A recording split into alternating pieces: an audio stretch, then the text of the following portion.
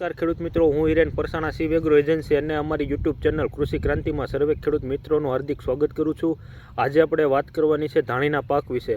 તો તમે જે સ્ક્રીન ઉપર વિડીયો જોઈ રહ્યા છો એ છે ધાણીનો પાક। અને અત્યારે આ ધાણીના પાકની અંદર મોટાભાગે વાતાવરણનો ચેન્જીસના હિસાબે અને ઝાકળ આવવાના હિસાબે આપણે જે ફૂગજન્ય રોગ આવવાના હોય તો આ પાકની અંદર અત્યારે ફૂગનાશક દવાઓ અને આપણે ધાણીના પાકની અંદર થ્રિપ્સની દવાઓ છાંટવી જોઈએ કે જેનાથી થ્રિપ્સ કુકળ ન આવે।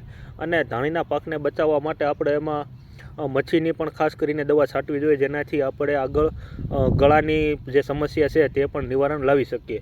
આ ઉપરાંત આપણે જ્યારે ધાણીના પાકની અંદર નિંદામણ હોય તો નિંદામણને એક આપણે હાથથી જે નિંદામણ કરીએ છીએ એનાથી નિંદામણ કરવું જોઈએ કે જેનાથી આપણે પાકને દવાની સાઈડ ઇફેક્ટ અને અમુક ખર્ચાથી બચાવી શકીએ।